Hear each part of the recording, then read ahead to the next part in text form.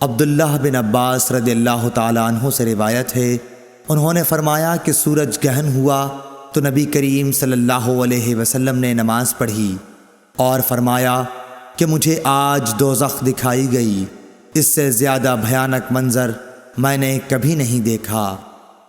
صحیح بخاری حدیث نمبر 431۔ عبداللہ بن عمر رضی اللہ تعالیٰ عنہ سے روایت ہے کہ نبی کریم صلی اللہ علیہ وسلم نے فرمایا، اپنے گھروں میں بھی نمازیں پڑھا کرو اور انہیں بالکل مقبرہ نہ بنا لو۔ صحیح بخاری حدیث نمبر 432۔ عبداللہ بن عمر رضی اللہ تعالیٰ عنہ سے روایت ہے کہ رسول اللہ صلی اللہ علیہ وسلم نے فرمایا، ان عذاب والوں کے آثار سے اگر تمہارا گزر ہو تو روتے ہوئے گزرو، اگر تم اس موقع پر رو نہ سکو تو ان سے گزرو ہی نہیں، ایسا نہ ہو کہ تم پر بھی ان کا سا عذاب آ جائے۔ صحیح بخاری حدیث نمبر 433۔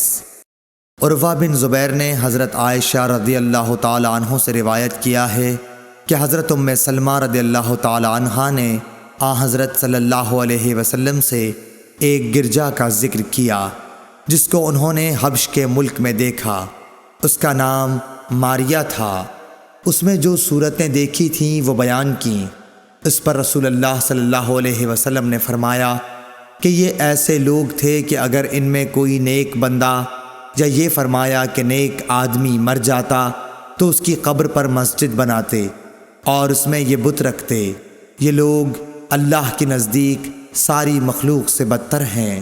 صحیح بخاری حدیث نمبر 434۔ عبداللہ بن عباس رضی اللہ تعالیٰ عنہ سے روایت ہے کہ جب نبی کریم صلی اللہ علیہ وسلم مرض الوفات میں مبتلا ہوئے تو آپ اپنی چادر کو بار بار چہرے پر ڈالتے، جب کچھ افاقہ ہوتا تو اپنے مبارک چہرے سے چادر ہٹا دیتے۔ آپ نے اسی اضطراب و پریشانی کی حالت میں فرمایا، یہود و نصارہ پر خدا کی پھٹکار ہو کہ انہوں نے اپنے انبیاء کی قبروں کو مسجد بنا لیا۔ آپ یہ فرما کر امت کو ایسے کاموں سے ڈراتے تھے۔ صحیح بخاری حدیث نمبر 435۔